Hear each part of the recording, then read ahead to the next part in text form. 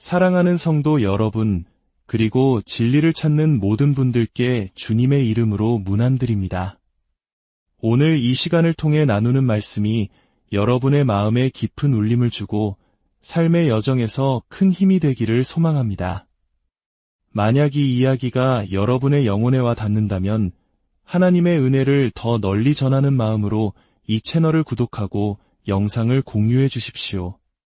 여러분의 작은 실천이 또 다른 영혼에게 빛을 전하는 귀한 통로가 될 것입니다.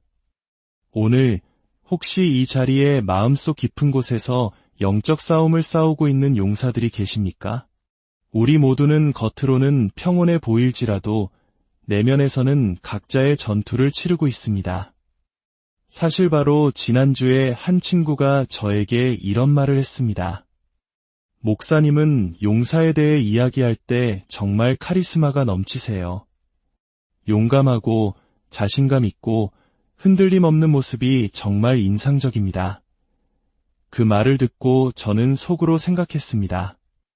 내가 그렇게 보였다니 정말 다행이다. 왜냐하면 솔직히 제 마음은 전혀 그렇지 않았기 때문입니다. 단 한순간도 그런 강인함을 느끼지 못했습니다.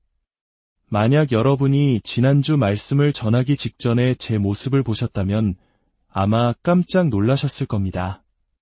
저는 완전히 감정적으로 무너져 내리기 일보 직전이었습니다. 자주 있는 일은 아니지만 그날따라 유독 심했습니다. 말씀을 준비하며 수없이 노력하고 기도하고 또 매달렸지만 제 영혼 깊은 곳에서 바로 이것이다 하는 확신을 얻을 수가 없었습니다. 원고를 쓰고 또 고쳐 쓰고 버리고 다시 시작하기를 반복했습니다. 구조를 바꾸고 순서를 재배열하는 일을 멈출 수가 없었습니다. 보통 저는 늦어도 수요일까지는 모든 준비를 마칩니다. 하지만 그날은 토요일, 말씀을 전하기 불과 10분 전까지도 저는 무대 뒤에서 원고를 만지작거리고 있었습니다. 아내에게 이렇게 말했죠. 여보, 나 아직 준비가 안 된 것 같아. 도저히 할 수 없을 것 같아. 참 흥미로운 점은 우리 남성들은 종종 겉으로는 강한 모습을 보이지만 내면에서는 전혀 다른 감정을 느끼고 있을 때가 많다는 것입니다. 한국 사회에서 남성들은 특히 가장으로서 또 사회의 구성원으로서 강인한 모습을 보여야 한다는 무언의 압박을 받곤 합니다. 만약 제가 그날 용감하고 열정적으로 보였다면 정말 다행입니다. 하지만 솔직히 제가 느꼈던 감정은 부족함이었습니다. 불확실했고 연약했으며 불안하고 두려웠습니다. 하나님의 나라를 확장하고 소중한 이들을 지키며 반드시 승리해야 할 싸움이 눈앞에 있는데 정작 여러분의 목회자는 도망쳐 숨고 싶은 마음뿐이었습니다. 그것이 제 솔직한 심정이었습니다. 오늘 말씀의 시리즈는 특별히 남성들에게 더 초점을 맞추고 있습니다. 영적인 용사가 된다는 것에 대해서 말이죠. 물론 저는 이 세상에서 가장 강하고 용감하며 치열한 용사들 중에는 남성들뿐만 아니라 놀랍도록 용감한 여성 용사들도 많다는 사실을 분명히 알고 또 존중합니다. 옳은 것을 위해 싸울 줄 아는 위대한 여성들이 우리 곁에 많이 있습니다. 그럼에도 남성들에게 더 집중하는 이유는 첫째로 우리 남성들에게 영적인 격려가 절실히 필요하다고 느끼기 때문입니다. 그리고 둘째로 제가 남성들의 마음을 조금은 더 이해하기 때문일 겁니다. 솔직히 저는 아직도 여성들을 완전히 이해하지 못합니다. 제 주변에 아내를 완벽히 이해한다는 남자는 단 한 명도 보지 못했습니다. 제가 남성들에게 더 직접적으로 이야기하고 싶은 이유는 우리 남성들에게는 영적인 격려가 정말로 필요하기 때문입니다. 저 자신부터가 그렇습니다. 우리 남성들은 종종 강한 척, 자신감 있는 척, 모든 것을 아는 척하는 가면을 쓰는데 익숙합니다. 하지만 너무나 자주 우리의 내면에서 들려오는 불안감의 비명은 우리의 믿음의 목소리보다 훨씬 더 크게 울려 퍼집니다. 그래서 오늘 저는 많은 남성들과 여성들이 깊이 공감할 만한 한 용사의 이야기를 나누고 싶습니다. 저는 그를 주저하는 용사라고 부르고 싶습니다. 그의 이야기는 구약성경 사사기 6장에서 찾아볼 수 있습니다. 먼저 시대적 배경을 잠시 설명해 드리겠습니다. 구약성경 사사기는 이스라엘 백성이 뚜렷한 지도자 없이 영적으로 방황하던 혼란의 시대를 배경으로 합니다. 이때 하나님께서는 사사라고 불리는 지도자들을 세워 백성을 구원하셨습니다. 오늘 우리가 만날 인물 기드온도 바로 그 사사 중 한 명이었습니다. 당시 이스라엘 백성은 사악하고 압제적인 미디안 족속을 몹시 두려워하고 있었습니다. 미디안은 무려 7년 동안 이스라엘 땅을 유린하고 집을 불태우고 심지어 온 가족을 몰살하기까지 했습니다. 그래서 기드온과 그의 백성은 생명의 위협을 느끼며 극심한 공포에 떨고 있었습니다. 제가 기드온에게 깊이 공감하는 이유는 그의 모습 속에 저의 모습이 그리고 우리 모두의 모습이 있기 때문입니다. 그는 어떤 면에서는 매우 용감했지만 다른 면에서는 비겁하게 움츠러들었습니다. 때로는 용기를 내어 맞섰지만 또 다른 때에는 흔들리며 뒤로 물러섰습니다. 그가 용기 있는 사람이었다는 증거는 그의 가족들 중 유일하게 참되신 하나님 한 분만을 예배했다는 사실에서 찾을 수 있습니다. 다른 가족들은 모두 거짓 신인 바알을 섬겼습니다. 오직 자신의 신앙을 지키기 위해 그가 얼마나 많은 조롱과 핍박을 견뎌냈을지 상상해 보십시오. 그는 분명 용감했습니다. 하지만 동시에 그는 가족을 지킬 힘이 없다는 두려움 때문에 적들을 피해 숨어 지냈습니다. 용기와 두려움이 그의 내면에 공존하고 있었던 것입니다. 사사기 6장 11절과 12절에서 이야기의 시작을 읽을 수 있습니다. 여호와의 사자가 아비에셀 사람 요아스에게 속한 오브라에 이르러 상수리나무 아래에 앉으니라. 마침 요아스의 아들 기드온이 미디안 사람에게 알리지 아니하려 하여 밀을 포도주 틀에서 타작하더니 여호와의 사자가 기드온에게 나타나 이르되 큰 용사여 여호와께서 너와 함께 계시도다 하매 천사가 나타났다는 것만으로도 정말 놀라운 일이죠. 그런데 천사는 기드온에게 큰 용사여 라고 부릅니다. 여기서 밀을 포도주 틀에서 타작했다는 것이 무슨 의미일까요? 원래 밀 타작은 넓고 평평한 타작마당에서 공개적으로 하는 것이 일반적입니다. 하지만 포도주 틀은 땅을 파서 만든 좁고 깊은 구덩이 같은 곳이죠. 그곳에 숨어서 몰래 밀을 타작했다는 것은 그가 얼마나 미디안 족속을 두려워하고 있었는지 생생하게 보여주는 장면입니다. 그는 숨어 있었습니다. 그런데 천사는 바로 그 숨어있는 기드온에게 말합니다. 그가 스스로에 대해 느끼는 감정과 전혀 다른 말을 합니다. 큰 용사여, 주님께서 너와 함께 하신다. 저는 오늘 이 자리에 있는 모든 남성과 여성, 모든 형제자매님들께 이 말씀을 전하고 싶습니다. 주님께서 당신과 함께 하십니다. 위대한 용사여. 당신이 주님이 함께 하심을 느끼든 느끼지 못하든 그분은 당신과 함께 하십니다. 당신이 용기로 가득 차 있다고 느끼든 그렇지 않든 당신은 위대한 용사입니다. 왜냐하면 주님은 당신이 스스로 보는 것보다 훨씬 더 위대한 가능성을 당신 안에서 보시기 때문입니다. 흥미로운 점은 주님의 사자가 그에게 너는 용사의 심장을 가졌다고 말하는 바로 그 순간 기드온의 내면에 있던 불안감, 두려움, 그리고 자기의심이 고개를 들기 시작했다는 것입니다. 그래서 저는 그를 주저하는 용사라고 부릅니다. 오늘 말씀의 제목은 내면의 겁쟁이를 죽여라입니다. 만약 여러분이 기드온처럼 때로는 믿음으로 충만했다가도 이내 두려움에 사로잡히기를 반복한다면, 만약 여러분이 종종 주저한다면 모든 주저하는 용사들을 위한 3가지 진리가 여기 있습니다. 첫 번째 진리입니다. 모든 용사는 내면의 실패에 대한 두려움과 싸워야 합니다. 예외는 없습니다. 전투에 나설 때마다 우리는 어느 정도 준비되었다고 느끼는 동시에 두려움을 느낄 수 있습니다. 모든 용사는 실패에 대한 내면의 두려움과 싸워야만 합니다. 천사가 그에게 너는 큰 용사다 라고 말한 후 14절에서 주님께서 직접 그에게 말씀하십니다. 너는 가서 이 너의 힘으로 이스라엘을 미디안의 손에서 구원하라. 내가 너를 보낸 것이 아니냐. 다시 말해 이제 내게는 지켜야 할 사람이 있고 확장해야 할 하나님의 나라가 있으며 승리해야 할 전투가 있다. 내가 너를 준비시켰고 너는 능력을 갖추었다. 너는 위대한 용사다. 이것이 너의 사명이니 이제 가서 행하라. 하지만 기드온은 주님이 함께하심을 믿습니다. 믿음으로 나아가 주께서 명하신 일을 행하겠습니다. 라고 대답하는 대신 우리 중 많은 사람들이 똑같이 하는 말을 합니다. 그러나 주여, 기드온이 대답했습니다. 제가 어떻게 이스라엘을 구원할 수 있겠습니까? 그는 자신이 왜 그 일을 할 수 없는지에 대한 온갖 이유를 늘어놓기 시작합니다.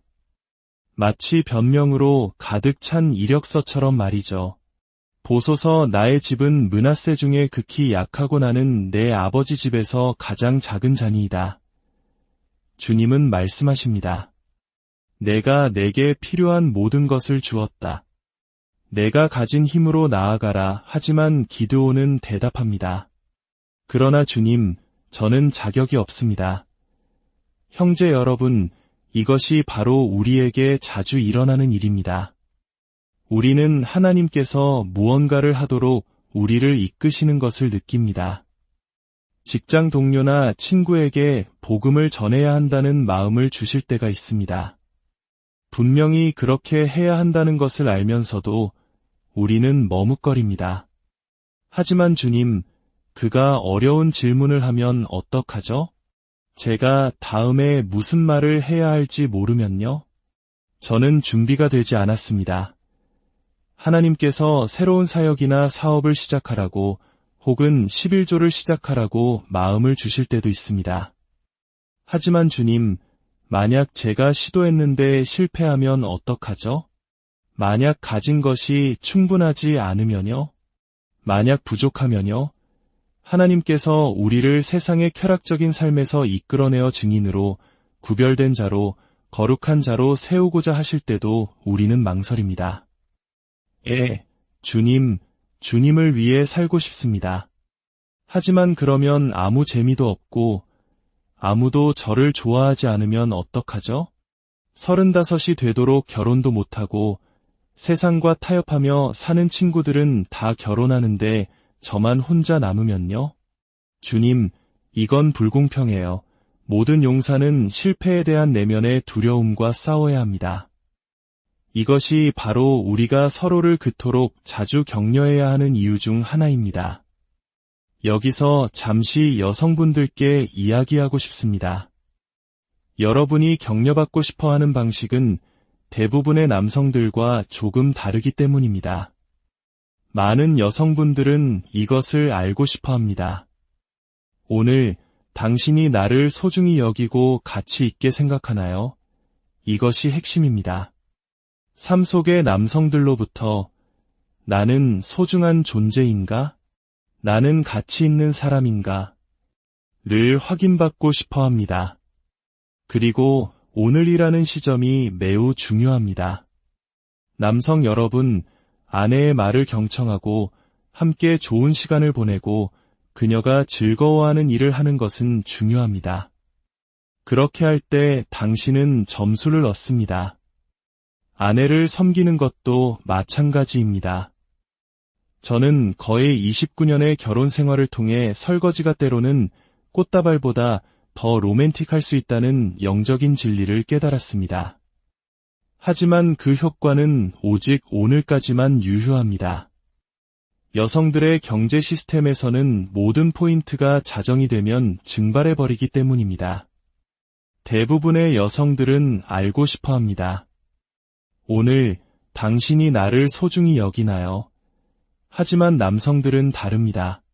저는 아내에게 나를 소중히 여겨 라고 물어본 적이 없습니다. 우리는 다르게 만들어졌습니다. 대부분의 남성들, 대부분의 용사들이 알고 싶어 하는 것은 이것입니다. 오늘 당신이 나를 존경하고 인정하며 믿어주나요? 여기서도 오늘이 중요합니다. 왜냐하면 여성분들이 꼭 아셔야 할 것이 있습니다. 우리 남성들의 자신감은 가장 최근의 성취와 함께 증발하는 경향이 있기 때문입니다. 이것이 옳다는 말이 아닙니다. 단지 현실이 그렇다는 것입니다. 세상은 끊임없이 묻습니다. 오늘 뭘 팔았나? 오늘 몇 점을 냈나? 오늘 무엇을 생산했나? 오늘 얼마를 벌었나? 세상은 우리가 마지막으로 성취한 것으로만 우리의 가치를 평가하도록 우리를 길들입니다. 그렇기 때문에 우리는 알아야 합니다. 오늘 당신이 나를 존경하고 인정하며 믿어주나요? 여성 여러분, 부디 이해해 주시길 바랍니다. 당신의 삶 속에 있는 용사들, 당신의 아들, 형제, 남편들은 당신의 존경을 잃을지도 모른다는 두려움이 들기 전까지는 맹렬히 싸우고 굳건히 설 것입니다. 당신의 믿음을 잃거나 당신을 실망시킬지도 모른다는 두려움이 그들을 멈추게 합니다. 그렇기에 제 아내가 저에게 해주는 격려의 말은 상상 이상으로 큰 힘이 됩니다. 그녀가 당신은 할 수 있어요. 당신은 변화를 만들 수 있는 사람이에요. 라고 말해줄 때 저는 다시 일어설 힘을 얻습니다. 만약 세상 누구보다 저를 잘 아는 그녀가 저를 믿어주지 않는다면 저는 스스로에게 역시 난 안 되는구나라고 생각하게 될 것입니다. 지난주 말씀을 전하기 직전 저는 평소와 달리 심하게 무너져 있었습니다. 5분밖에 남지 않았는데 준비가 안 된 느낌이었습니다. 그때 아내가 제 손을 잡고 말했습니다. 나를 봐요. 눈을 감아요. 우리 함께 하나님 앞에 나아갑시다. 그리고 그녀는 믿음으로 하늘의 문을 열고 그녀의 용사를 위해 하나님의 능력이 임하기를 간절히 기도했습니다. 기도를 마친 그녀는 말했습니다. 당신 안에 계신 그리스도께서 모든 것을 이루실 거예요.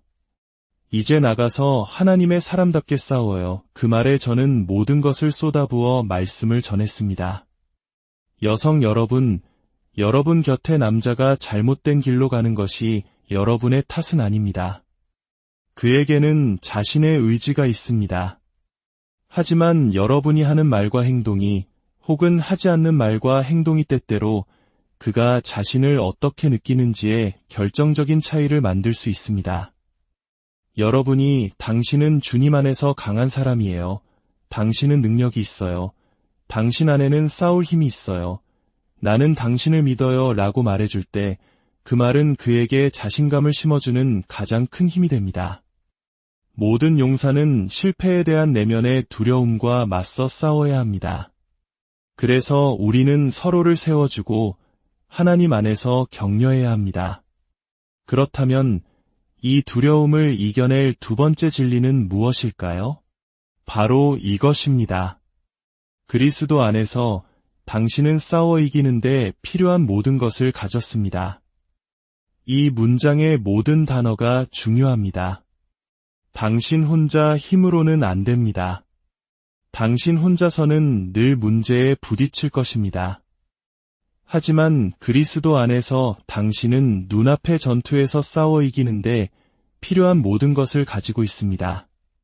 기드온이 자신의 내면의 악마, 즉 불안감과 싸우고 있을 때 14절에서 주님께서 말씀하셨습니다.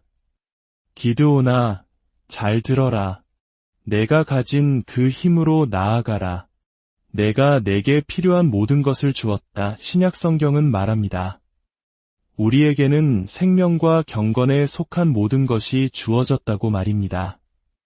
내가 가진 힘으로 나아가 이스라엘을 미디안의 손에서 구원하라.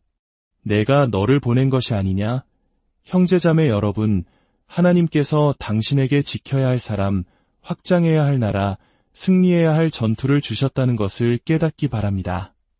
그리고 당신은 그리스도 안에서 충분한 힘을, 충분한 능력을, 충분한 믿음을 가지고 있습니다. 그분 안에서 당신은 강하고 능합니다. 더 좋은 소식은 당신이 싸우는 무기는 이 세상의 무기가 아니라는 것입니다. 당신의 영적 무기는 견고한 진을 무너뜨리는 하나님의 능력을 가지고 있습니다. 당신에게는 구원의 투구가 있습니다. 아무도 당신을 하나님의 손에서 빼앗을 수 없습니다. 당신의 이름은 어린 양의 생명책에 기록되어 있으며 아무도 그것을 지울 수 없습니다. 당신에게는 의의 흉배가 있습니다. 그것은 당신의 의가 아니라 그리스도의 의입니다. 당신에게는 악한 자의 모든 불화살을 소멸시키는 믿음의 방패가 있습니다. 당신에게는 좌우에 날선 어떤 검보다도 예리한 살아있는 하나님의 말씀인 성령의 검이 있습니다. 당신에게는 진리의 허리띠와 평안의 복음이 준비한 신이 있습니다. 그리고 당신은 모든 경우에 성령 안에서 기도하며 은혜의 보좌 앞에 담대히 나아갈 수 있습니다. 하나님은 당신의 기도를 들으시고 필요할 때 은혜와 자비를 베푸실 것입니다. 주님께서 당신과 함께 하십니다. 위대한 용사여. 문제는 우리가 너무 자주 주저하고 움츠러들고 그리스도 안에 있는 능력에서 눈을 떼고 우리 자신에게 시선을 고정시킨다는 것입니다. 그리고 결국 우리 자신의 불안감 속에서 무너져 내립니다.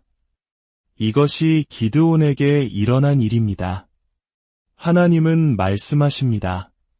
기드온아, 가서 싸워라. 기드온의 형제는 미디안 사람들에게 살해당했습니다. 그에게는 두려워할 만한 충분한 이유가 있었습니다. 하나님은 내게는 싸울 힘이 있다.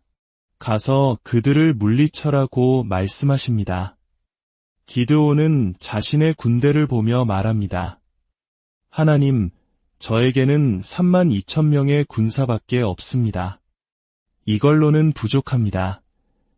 그러자 하나님께서 말씀하십니다. 그것은 너무 많다. 만약 그 많은 수로 싸우면 너희는 스스로의 힘으로 이겼다고 생각할 것이다. 내가 너희에게 승리를 준다는 것을 너희가 알기 원한다. 사사기 7장 2절에 분명히 기록되어 있습니다. 여호와께서 기드온에게 이르시되 너를 따르는 백성이 너무 많은즉 이는 이스라엘이 나를 거슬러 스스로 자랑하기를 내 손이 나를 구원하였다 할까 함이니라. 그래서 하나님은 두려워하는 자들은 모두 집으로 돌려보내라고 하십니다. 겉으로는 강해 보이지만 속으로는 두려워하는 자들 말입니다. 그러자 22,000명이 집으로 돌아갔습니다. 기드온은 생각했을 겁니다. 이거 큰일 났군. 32,000명도 불안했는데 이제 10,000명밖에 안 남았잖아. 그러자 하나님께서 말씀하십니다. 아직도 너무 많다. 남은 자들을 물가로 데려가 시험하신 후 오직 300명만이 전투에 적합하다고 하셨습니다. 기드온은 절망했을 것입니다. 32,000명으로도 부족했는데 이제 300명이라니. 이건 불가능해. 바로 이 지점에서 기드온은 중요한 진리를 배우게 됩니다. 하나님과 함께할 때 전진하는 길은 종종 후퇴하는 것처럼 보이는 한 걸음에서 시작된다는 것을 말입니다. 때로는 전쟁에서 승리하기 위해 먼저 전투에서 지는 것을 기꺼이 감수해야 한다는 것을 배우게 됩니다. 이것은 우리의 삶에서도 마찬가지입니다. 새해 결심을 하고 담대하게 선포하지만 곧바로 뒤로 밀려나는 듯한 경험을 합니다. 올해는 빚을 다 갚겠다. 고 결심했지만 갑자기 차가 고장나고 세탁기가 망가집니다. 올해는 아내와의 관계에 투자하겠다. 고 다짐했지만 연초부터 10년 만에 가장 크게 싸웁니다. 올해는 매일 운동하겠다 고 선언했지만 새해 일주일 만에 한 운동이라고는 냉장고로 초콜릿 아이스크림을 가지러 4번 걸어간 것뿐입니다. 하나님, 대체 어떻게 된 일입니까? 우리는 묻습니다. 하지만 종종 앞으로 나아가는 길은 뒤로 물러서는 것처럼 보이는 한 걸음에서 시작됩니다. 이것은 목회자로서의 제 이야기이기도 합니다. 제가 22살 때 제 아내와 저는 이 지역에서 가장 빠르게 성장하는 청년 사역을 이끌었습니다. 하지만 우리 사역은 기드온의 부흥을 경험했습니다. 기드온의 군대가 줄어들었듯이 우리 사역은 거꾸로 성장했습니다. 수백 명에서 시작해서 불과 몇 주 만에 단 4명으로 줄었습니다. 저와 제 아내, 그리고 달리 할 일이 없었던 2사람이 전부였습니다. 그때 제 아내 모든 것이 소리쳤습니다. 거봐, 넌 자격이 없어. 넌 절대 목회자가 될 수 없어. 넌 성경도 잘 모르고 말주변도 없고 진짜 믿음도 없어. 내가 손대는 건 다 망하잖아. 제 믿음의 목소리보다 불안감의 비명이 더 크게 울렸습니다. 한 걸음 뒤로 물러서는 순간이었습니다. 그때 하나님께서 제게 분명히 보여주셨습니다. 제 마음에 들리는 음성이 있었습니다. 조심하여라. 쇠퇴하는 것을 내 탓으로 돌리지 마라. 만약 내가 쇠퇴를 내 탓으로 돌리면 언젠가 부흥할 때 그 공로를 내가 차지하려 할 것이다. 하나님께서는 저를 통해 무언가 의미 있는 일을 하시기 전에 제 안에서 먼저 일하셔야 했습니다. 그것은 마치 후퇴처럼 느껴졌습니다. 저는 제 안에 있던 모든 종류의 자기 확신을 완전히 벗어버려야 했습니다. 오직 그리스도 안에서만 제가 필요한 모든 것을 가질 수 있다는 것을 깨닫기 위해서였습니다. 이것이 기드온의 상황이었습니다. 32,000명도 두려웠는데 이제 300명만 남았습니다. 하나님은 그들에게 전투 계획을 알려주십니다.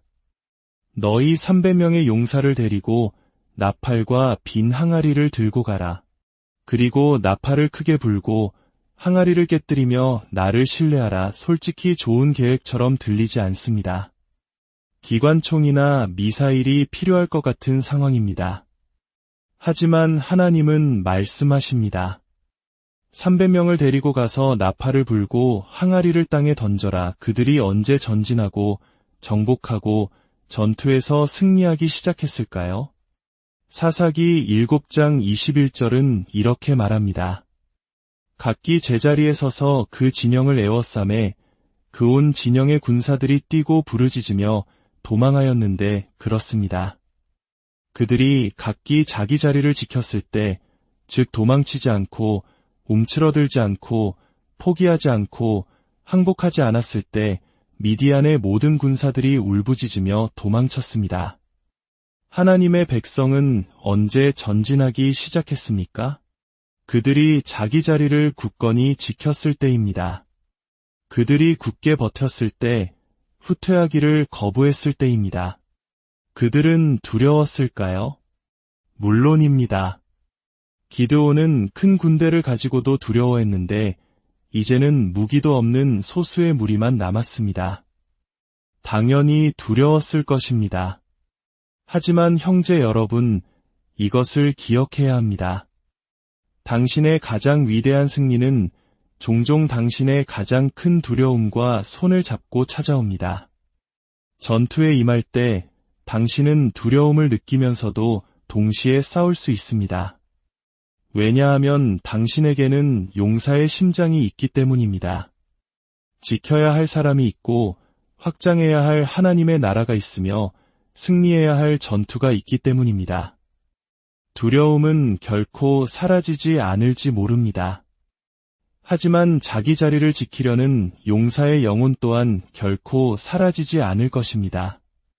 저에게는 6명의 자녀가 있습니다. 제 막내 아들의 이름은 스티븐인데 아마도 형인 샘 덕분에 더 나은 대우를 받았을 겁니다. 제가 샘을 키우면서 저지른 실수들로부터 배웠기 때문이죠. 어렸을 때 아이들이 타는 스쿠터가 있습니다. 제 아들이 겨우 2살이었을 때 저는 그 스쿠터를 사주었습니다. 그것이 첫 번째 실수였습니다. 두 번째 실수는 우리 집 진입로가 매우 길고 끝부분에 가파른 경사가 있다는 것이었습니다. 2살짜리 아이를 태우고 스쿠터를 타기에 아주 좋은 장소라고 저는 생각했습니다.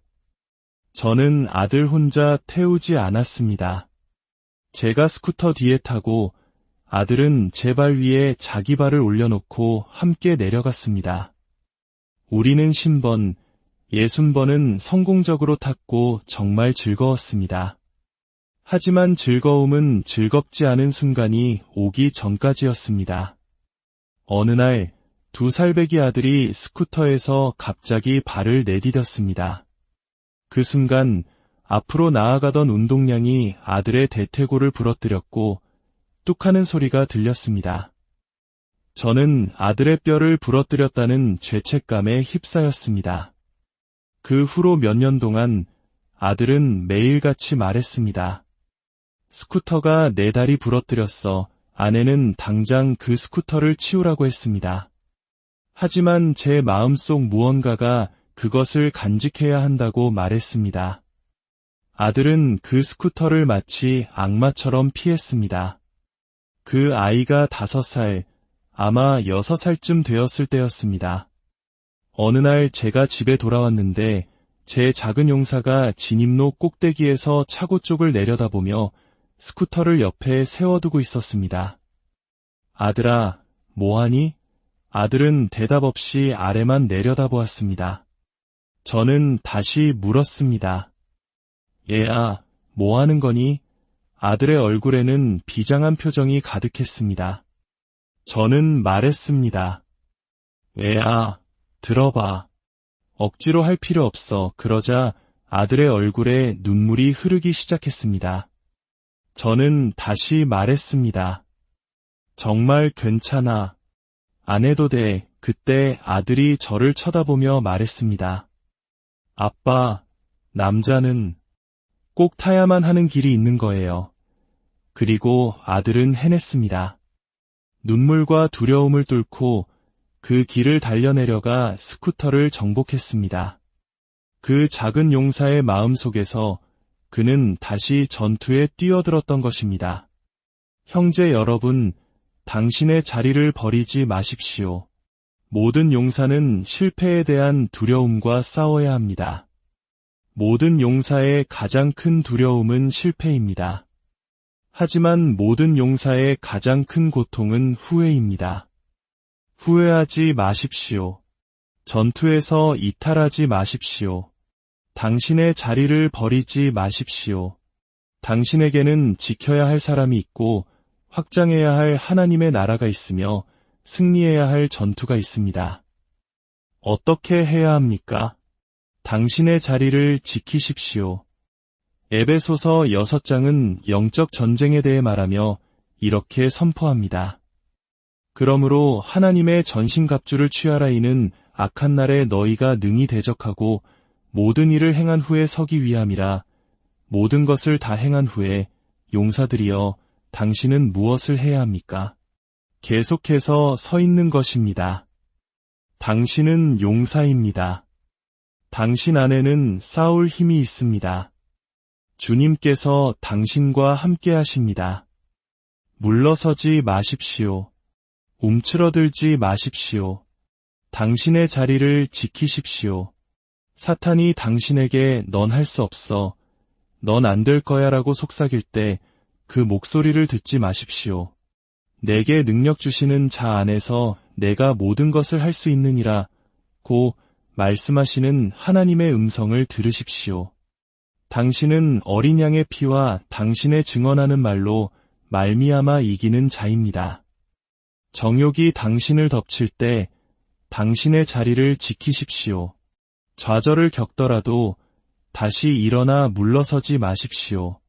결혼 생활이 힘들 때 도망치지 마십시오. 하나님의 사람답게 싸우십시오. 모든 것을 다 행한 후에도 매주, 매달, 매년 다시 그 자리에 나타나 당신의 자리를 지키십시오. 저는 말씀을 전하기 전에 항상 앞으로 큰 한 걸음을 내딛습니다. 매주 제 안의 일부는 불안하고 부족하고 무능력하고 두렵다고 느끼기 때문입니다. 너는 자격이 없어. 넌 망칠 거야라는 목소리가 들려옵니다. 두려움이 저를 압도합니다. 그래서 저는 불이 켜지고 카메라가 돌아가면 앞으로 큰 한 걸음을 내딛습니다. 제 마음속에서 저는 이렇게 선언하는 것입니다. 나는 나의 두려움, 나의 불안감, 나의 연약함, 그리고 내가 할 수 없다고 말하는 내면의 목소리에서 걸어 나온다. 그리고 나는 하나님의 권위, 그분의 기름 부으심, 그분의 능력, 그분의 힘 안으로 들어간다. 왜냐하면 이 용사는 그리스도 안에서 내가 싸워야 할 모든 전투에서 이기는데 필요한 모든 것을 가졌기 때문이다. 그리고 여러분도 마찬가지입니다.